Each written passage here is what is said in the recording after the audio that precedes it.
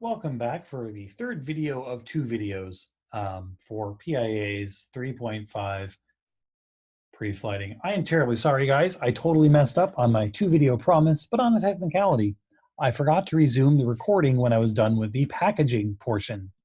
So now we're back to the requirements of success, and I promise this will still be under the normal time limits here. I'm going to attempt to make it only meet up to the 15 minutes I meant to spend on this.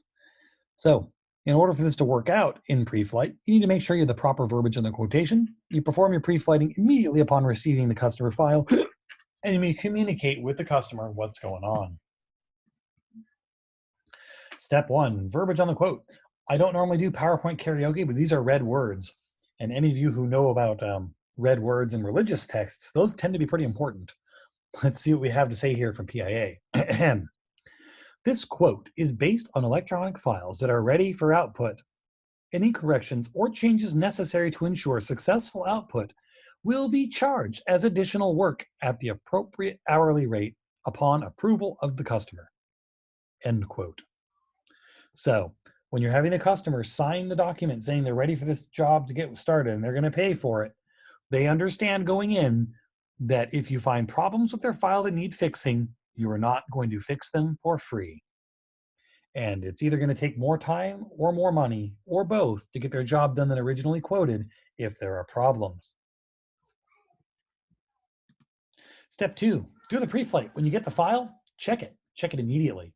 At my last job, we kind of had a standing policy, although it wasn't always 100% followed depending on what else was going on. But typically speaking, we dropped everything we were doing. I was the guy doing pre-flight, but I would, whatever other project I was working on, if a file came in from a customer, I would take a pause and whatever else I was doing, jog back to my computer and check the new file for accuracy, see what's wrong with it. You want to give the customer as much time as possible to either choose to fix it, choose to hire you to fix it, or deal with the problem and just accept it as what it is. Again, sometimes they will actually accept the file as is and choose to go forward even if there are known problems. In our Star Wars example, Luke chooses to continue flying with R2-D2 as his co-pilot in his X-Wing, even though the Rebel technician warns him that his droid looks like he's been pretty banged up. But Luke is attached to it sentimentally and decides to go ahead and fly with R2-D2 anyways, even though there might be a droid in better condition that he could have borrowed for the assault on the Death Star.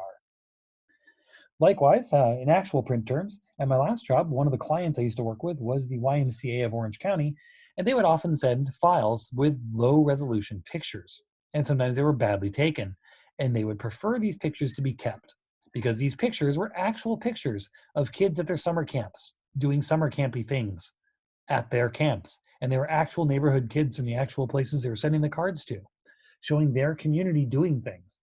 And they would prefer a low resolution image of people who are actually in the community they're communicating with, rather than high resolution stock photos of some Scandinavian kids playing in a playground in Finland. While that may print cleaner, the emotional connection and the importance of actual community overrode that for them. And you know what? By the end, I agreed that, yeah, they're right. It is more important to use the correct images than to use technically perfect images. So there you go. They would choose, even though I would tell them every time in that pre-flight report, that picture of those kids on the blob in the lake at that summer camp, yeah, that's going to print a little fuzzy. They're like, it's okay. We prefer that to paying for a stock photo, not for the money, but for that community, that connection. We need pictures of our camps. Communicate with the customer. Again, that Rebel technician tells Luke what he found when he found that R2 looked kind of banged up. He says, hey, your droid here needs some help. You sure you want to use him? Because it's your job to inform the customer what's going on. Sometimes the CSR will make the call for you, so you have to communicate with them to then pass the information on. But that way they understand what they're up against, so they're not going in there getting blindsided, but he's suddenly saying, and actually it's going to take an extra week, and actually, yeah, we went ahead and charged you the extra $500 for the work we did on it. Nobody wants to find that out. Nobody likes surprises like that. So you tell them up front, look, we found these problems. It's going to cost this to fix it. Do you want us to do it? Preflight software. Let's talk about Preflight software. Yay! This is software that will check digital files for you and look for issues. A lot of these functions have been rolled into the newer versions of Acrobat, which you guys should all have on your computers because you're all using the Adobe Creative Cloud. Hooray! I'll show you some of those in a minute too, because those are really cool. Although I might make that a separate video. I think that kind of deserves its own demo video. So maybe we'll jump over there after this. Anyways, it'll create a checklist of what works and what doesn't. It'll look for problems for you and run reports telling you what and where the issues are. Common ones are the Marksware Flight Check and InFocus Pit Stop Professional, and that one's specifically for PDFs.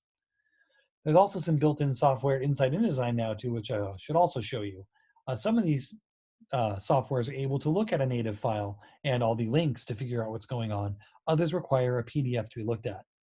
But if you're asking for PDFs from your clients, which you should be anyways, it's a very useful tool, even if it only does PDFs. Flight Check, gotta love their logo. I swear I've seen this exact eagle in this exact pose painted as a squadron marking on some F-16 vertical tail fins before, by the way. Anyways, it'll tell you what's in there. It'll tell you the info of the pages, the files, when it was made, what the file size is, stuff you might already know, information on the page, how big are the sheets, how many pages, what's going on with the print info. This one tells you the registration marks weren't there and the orientation is set to portrait. Maybe it was meant to be landscape. That's correct. Portrait's there. Tell you if there's issues, what is the resolution that's going to be done.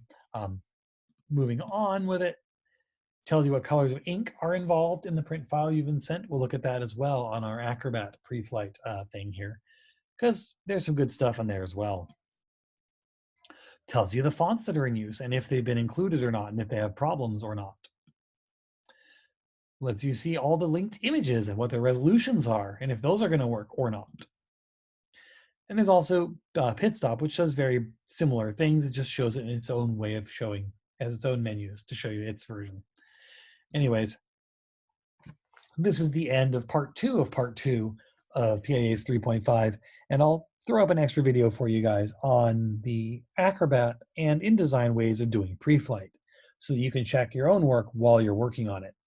Thanks for watching. Sorry for the technical difficulties.